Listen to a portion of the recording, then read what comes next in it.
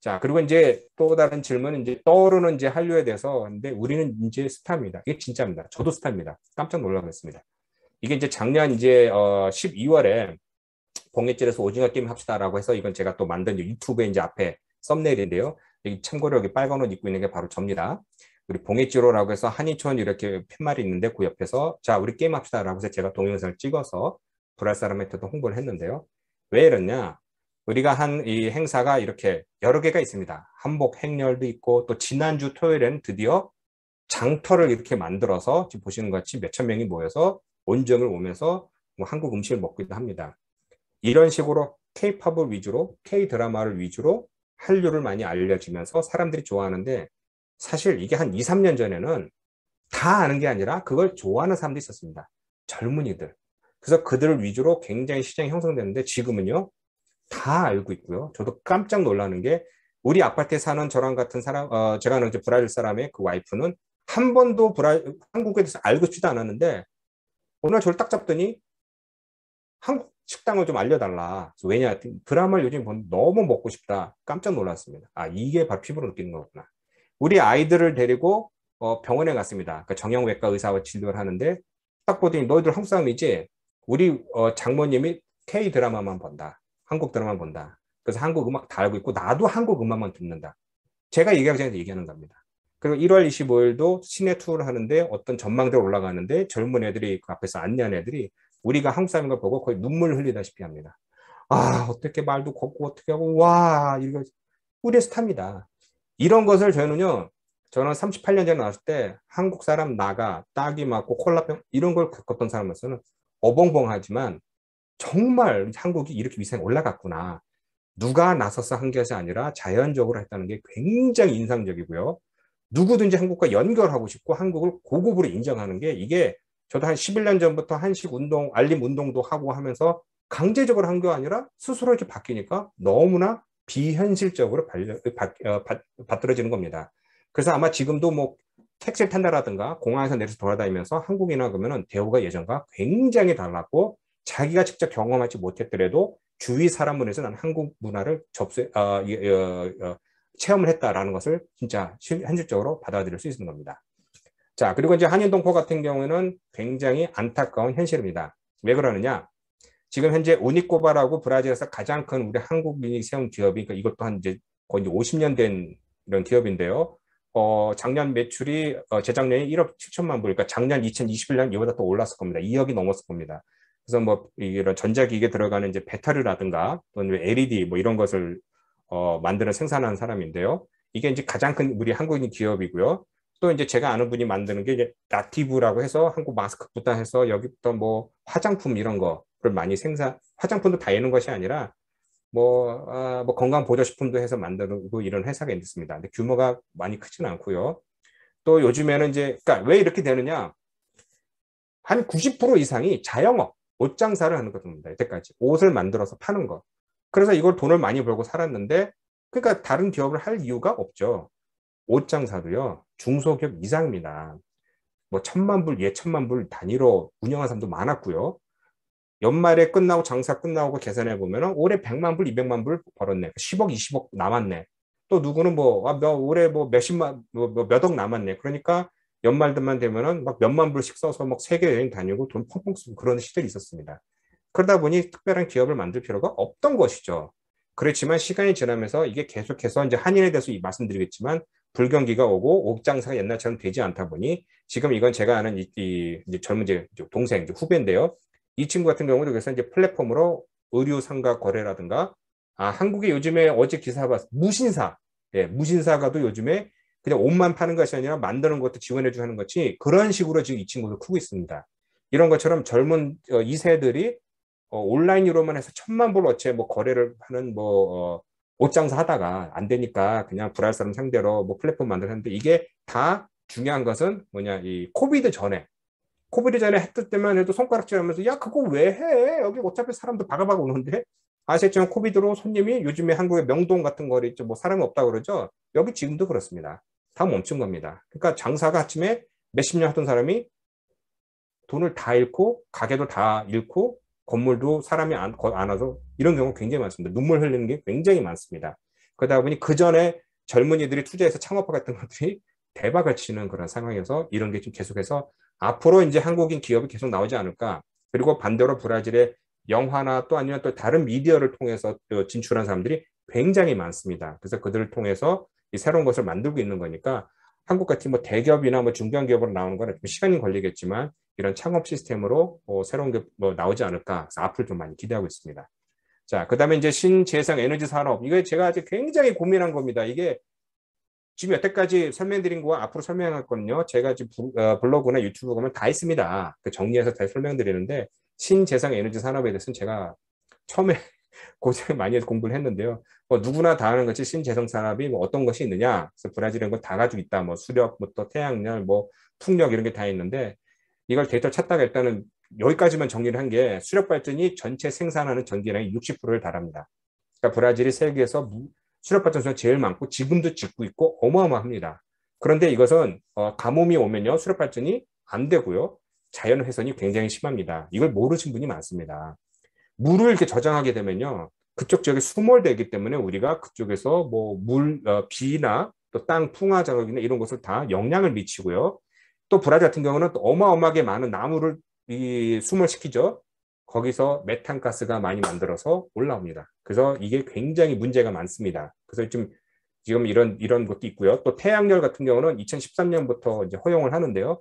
여기 좀 보시면 여기 지도 보이죠? 여기 지도에 여기 보면 지금 적도가 이 정도로 지나갑니다. 이렇게 지나가는데 오른쪽에 보이신 이쪽은 1년 내내 뜨겁습니다.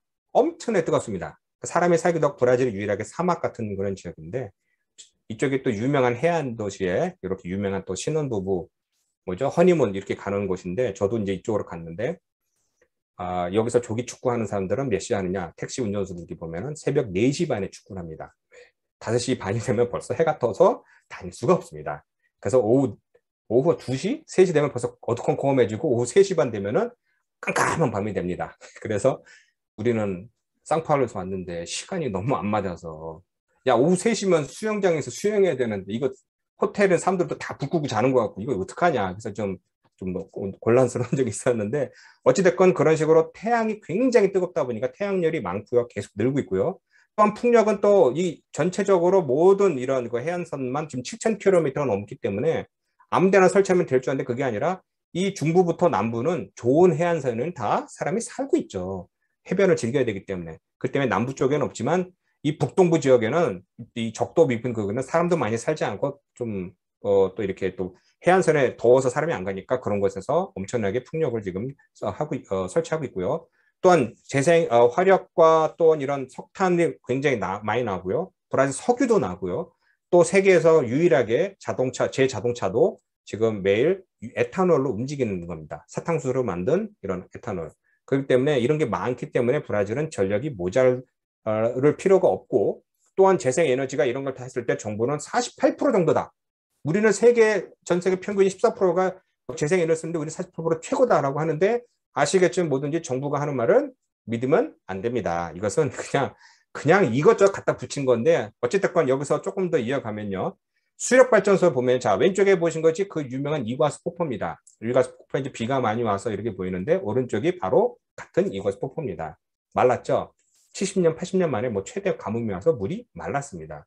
이과수 폭포가 말라 대동강이 마르는 거하고 똑같은 것입니다. 아마존 강물도 가끔 마릅니다. 그런데 이게 그 규모가 적었는데 엄청나게 지금 말랐고요. 배도 못 지날 정도로 강이 말랐고요. 지금 오른쪽에 보이신 것이 중국 삼협댐 전에 세계 최대 수력발전소입니다. 터빈을요. 이게 84년대 완공됐는데 계속해서 늘리고 있습니다. 그러니까 이게 우리가 터빈을 사서 붙이면 이게 아니라 몇 년 걸립니다. 터빈 하나 설치하는데. 그래서 계속해서 늘리고 있었는데 이게 2016년은 이제 10만 기가와트를 만들었다면 지금 2020년은 7만 6천으로 했는데 지금은 2021년에서 이거 절반밖에 안 됩니다. 왜? 물이 없습니다. 지금 여기 보시면 댐 있죠? 오른쪽에 물이 없어요. 말랐습니다. 그러니까 이게 왜냐? 브라질이 지금 1910년 이후 최대 가뭄이 지금 왔습니다. 그래서 지금 여기 빨간 부분 지금 다 지금 지금 다 불타버리고 있는 겁니다. 근데 이런 상황에서 문제가 뭐냐면요. 왼쪽에 보시는 것 같이 저수지에 물이 없으니 전력이 없지요.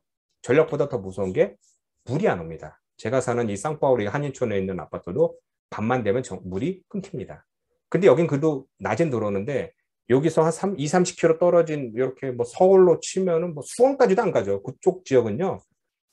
일주일에 두세 번, 2, 3일밖에 물이 안 나옵니다. 그럼 사람이 살 수가 없죠. 더우면 물을 많이 먹고 청소돼도 목돼야 되는데 심각한 상황이고요.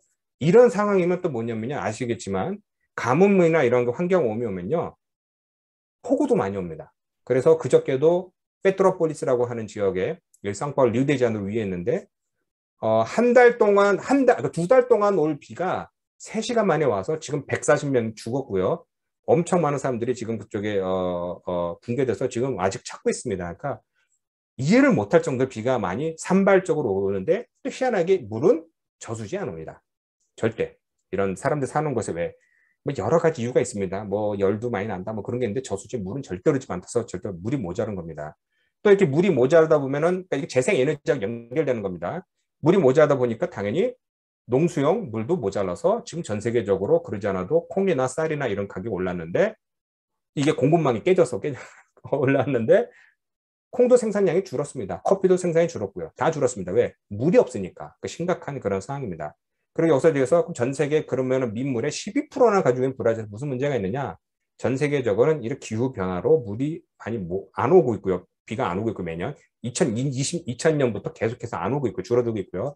또 하나는 아시겠지만 1000리터의 물에 오줌 1리터라든가 아니면은 기름 1리터를 넣으면요. 그 물을 쓸 수가 없습니다. 그러니까 이게 뭐냐? 모든 물의 37%, 마실 수 있는 물의 30%가 그냥 그런 식으로 버려지는 겁니다. 왜냐?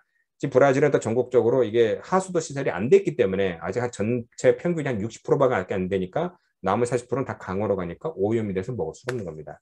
자, 그렇지만 그래도 지하 자원은 많아서 이 왼쪽에 보이는 것이 지금 지하수 지도입니다. 이렇게 있는데요. 여기 지금 이거 이 손가락 보이시나요? 이거? 여기 보시면 요 손가락 보면 여기 지금 브라질인데 여기 뭐 파라과이, 아르헨티나 연결되는데 이쪽에 있는 물만 미국 인구가 한 2억 명이 거의 뭐 한 뭐라 해야 될까 한 몇백 년 먹을 만한 물이 지하수에 있기도 합니다. 그러니까 이제 땅에서 퍼서 쓰게 되면 되는데 우리가 그걸 쓰게 되면요 앞으로 몇백 년 쓸 게 몇십 년 줄어들고 그렇게 되면 이제 모두에게 재앙이 되기 때문에 이런 것을 많이 지키고 있는 겁니다. 그러니까 못 보게 하는 겁니다. 자, 그리고 이제 여기서 또 잠깐, 많은 분들이 이제 궁금해 하시는 화장품 산업. 이것도 제가 뭐 믿기지 어려우시겠지만 어제 머리를 좀 다듬었습니다. 이게 좀 예쁜 머리입니다. 이게 그러지 않아도. 그래서 많이 조사를 하다가 그러지 않아도 어제 미장원 가서 거기에서 일하신 분하고 제가 알고 있는 것을 확인 좀 해주세요. 라고 해서 물어봤습니다. 그러니까 불가능한 쓴 건요. 자, 지금 현재 브라질은 당연히 많은 화장품이 인기 많습니다. 누구든지 어떻게 해서든지 한국 사람하고 손 좀 한번 잡아보고 좀 비슷하게 해보고 싶은데 이렇게 뭐 계속 뉴스를 나오지만 자, 임포트 코라는 거 있습니다. 그러니까 코리안 임포트라는 걸 해서 어떤 사람이 제가 또 아는 사람인 것 같아요. 만든 건데 이렇게 종류도 별로 없지만 또 다른 사이트에도 보면은 에포카라고 브라질 유명한 이렇게 화장품 거래 보면요. 밑에 에스고타도, 그러니까 솔드 아웃 없는 겁니다. 없습니다. 지금 브라질에. 왜? 뭐 전 세계적으로 아시는 것과 같이 공급망이 깨져서 브라질까지 오는 선적 화물선이 뭐 한 컨테이너에 뭐 1000부라든 게 지금 거의 10,000불로 10배로 올랐습니다. 그럼 보낼 수가 없죠. 그러니까 이게 안 되는 것도 있고 환율이 그때 3.2였는데 그 40%가 갑자기 달러가 1,200원 갑자기 막 2,000원이 된 겁니다. 그러면 내가 그것을 사오려면 하나 살 수 있는 걸, 두 개 살 수 있는 건 하나밖에 못 사는 것과 같이 문제가 생기는 거고요. 그렇게 되면은 가격 올려서 받으면 되지 않을까요? 가격을, 아니, 지금 사는, 얼마인지 모르겠지만 사시는 비비크림이나 뭐에 갑자기 10배 준다 그러면 사시겠어요? 못 사는 겁니다, 이게. 그래서 한국에서 오는 것이 안 되는 거고요. 또 브라질에서 졸스라고 하는 거나 또 뭐 로스로스 샵이라든가 뭐 테스터 코리아 이런 것은 뭐 세계적인 뭐 화장품 거래소지만 전부 다 브라질은 수입사입니다. 그러니까 제가 말씀드린 것 같이 브라질은 인기 많은데 없네? 예. 그래서 브라질의 또 유명한 또 이렇게 화장품 거래소에서 한 켠을 차지하든가 아니면은 또 코리아 뷰티라고 해서 또 여기도 굉장히 많이 올리고 장사를 합니다. 근데 여기 보는 것 같이 인비오스 익스프레소 결국 비행기 타고 한국에서 누가 붙여줘야 된다는 겁니다. 그리고 또 하나는 또 포르투갈어로 다 됐기 때문에 와 가격 229야 야 이거 하면은 한 5만 원도 안 되는 건데 미샤이 뭐야 이게 금설 크림? 금설 크림 뭐 5만 원? 5만 원, 4만 원? 괜찮은 것 같기도 한데라고 하는데 보니까 배달이 부산입니다, 부산. 그러면은 결국 뭐냐? 여기에 있는 게 아니고 한국에서 수출하는 거예요. 자, 여기서 우리가 알아야 될 게, 그럼 왜 수입을 안 하지? 왜 수출 이렇게 하느냐? 이 부분이 설명하면요. 브라질은 수입 절차가 화장품뿐만 모든 게 수입을 인증을 받아야 됩니다. 내 기업이, 내 회사가. 한국같이 회사였는데 한국같이 몇 시간이 아니라 여기는 며칠, 몇 달 걸리고요. 걸리고 나서 수입해도 돼요 라고 하면 그쪽에서 수입하고 싶어? 잠깐만, 너 이거 준비해. 준비 싹 해서 가면 수입해도 될 것 같아. 인정해 줄게. 근데 그러고 나서 어떤 걸 수입하려면은 그게 또 허가를 받아야 됩니다. 저 그러면 이거 화장품 수입하려면 해줘도 되나? 그건 하고 싶어? 오케이, 그럼 허가를 내줄게. 이게 오래 걸리는 겁니다. 돈도 많이 들고. 그리고 중요한 게 제품 인증이 한 번에 하나씩입니다. 한 번에 하나씩. 그러니까 뭐냐면은 안비사라고 하는 것은 한국의 식약청 같이 건강과 관련된 의약품이나 이런 것을 많이 검토를 하고, 인메트로라고 하는 거는 조금이라도 기기가 들어가고 장비가 들어가고 전기가 들어가면 이쪽에서 또 인증을 해줘야 되는데, 어찌됐건 이 중요한 안비사는 의약품을 다루기 때문에 건강이죠. 자, 여기서 질문이 화장품이 의약품일까요? 예, 한국은 아니라고 제가 알고 있는데 여기서는 의약품으로 분류되어 있습니다. 그래서 성분을 보내야 돼요. 성분을 다 보내면 이쪽에서 건강, 그러니까 한국에서 이런 걸 저도 몇 번 이제 화장품에 대해서 문제 많았던 게, 아니, 화장품이 무슨 의약품이고 왜 예, 여긴 그래요. 그래서 이게 몇 년이 걸리고 몇만 불이 들어갈 수 있고, 중요한 거는 만약에 비비크림을 하나 받았으면 이거를 1년 있다 또 한 번 인증받아야 되는 겁니다. 그러니까 이게 수입이 안 되는 거죠. 그리고 수입 관세는 중복 관세입니다. 이거 한 번 들어오고 나서 세금 낸 걸 또 내고 또 내고 또 내고 또 내고 하기 때문에 보통 들어오게 되면 나중에 유통에 대해서 얘기했지만 1불짜리를 한국에 수입하면 여기에 소비자한테 가면은 4불이 되는 겁니다. 그러면은 유통 마진은 얼마 될까요? 돈 버는 사람은 1불에 20%는 20센트만 벌고 나머지는 다 비용으로 처리되는 겁니다. 그렇기 때문에 여기에서 브라질에서 한국 화장품이 못 들어온 겁니다. 그래서 화장품을 취급하는 한인이 없는 이유가 이겁니다. 그러니까 이것을 설명하는 이유가 한국 누구든지 진짜 정말 눈떡 들여고 여기 들어오고 싶어 하고, 어제 들은 정보에 의하면 어떤 한국 사람이 또 이제 이 화장품을 또 취급한다고 합니다. 그래서 이제 가게를 열리고 있다고 하는데, 제가 딱 봐도 뭐냐면은 모든 물건을 갖다 놓을 수도 없고 몇 개씩 갖다 놓고 팔고 몇 개씩 갖다 놓고 할 겁니다. 그러니까 이게 그렇게 되면은 이게 공급망이 제대로 갖춰지려면 굉장히 어려워지고, 우리 생각에 그럼 한 번에 빵 해서 갖다 놓으면 되지 않을까? 그게 좀 잘 안 되는 게, 브라질에 또 이게 화장품이 안 되는 게 아니라, 키스 뉴욕이라는 상표는 이거 한국 사람이고 미국에 있는 법인입니다, 원래. 여기 브라질 지부도 있는데요. 키스 뉴욕이라고 해서 이 뭐지? 손톱, 인조 손톱 이걸 만드는 회사인데, 10여 년 전부터 브라질에 들어와서 자리를 잡았습니다, 드디어. 그래서 이렇게 브라질도 여러 가지 화장품을 팔고 있고, 또 하나는 케라시스라고 하는 게 이제 원래는 이제 뭐지? 한국의 그 샴푸를 하는 건데, 이걸 또 하시는 분이, 이과수라고 해서 브라질과 파라과이 국경선에 있는 또 유명한 또 시장인데, 거기서 테하 노바라고 하는 이런 건물까지 올려서 백화점 운영하신 분이에요. 그래서 이분이 전지전능한, 이건 만약에 화장품에 대해서 뭐 알고 싶으면 이분을 제가 연결했더니 이분한테 물어보면 다요. 그럼 회장님이니까. 어쨌든 이 케라시스 이걸 하셔서 케라시스를 거의 20년간인가 투자를 해서 하는데, 이분도 얘기하시고 아까 키스도 얘기하는 게 브라질 시장이 어렵다, 안 된다. 이게 그냥 그럼 많이 갖다 놓고 팔면 안 돼요? 아니, 첫 번째 한국에서 오는 것도 문제가 많고 오래 걸리기도 하고 통관이 문제된 것도 있고, 파는데 리턴해서 이게 돈이 제대로 안 나오니까 화장품 시장이 어렵다. 그래서 얼마 전에도 우리 아내를 위해서 화장품과 향수를 사주려고 알아봤는데, 뭐 이름도 모르겠어. 스틸 라우더나 하여튼 뭐 이런 조 말론인가 뭔가 하는 것들도 물건이 없어요. 매장 직접 가서 물건이 없어요. 왜? 자기들도 똑같은데 걔네들도 같은 인증을 받아야 되고 시간 걸리고 하니까 많은 제품이 없는 겁니다. 그러니까 내가 이것을 화장품을 하려다 여기에 뭘 만들어 놓고 돈을 투자해서 허가를 받아서 인력을 뽑아 놓고 뭘 이렇게 해서 내가 시간과 돈이 들어가는 거죠. 그래서 아까 설명드린 키스라고 하는 이 회사는 어차피 미국에서 크게 오래 하니까 10여 년 전부터 갖다 놓고 야 이제 해 그래 놓고, 이제는 여기서 또 제 친구가 일하는데 이제 뭐죠 세일즈맨들 이런 사람들 여자들 다 모아서 이제 미장원 다니면서 뭐 시범도 해주고 하니까 오래 걸린 겁니다. 그러니까 화장품이 한국이 브라질에서 인기니까 그냥 가서 뭐 한다, 이거는 아니라는 것을 미리 말씀드린 겁니다.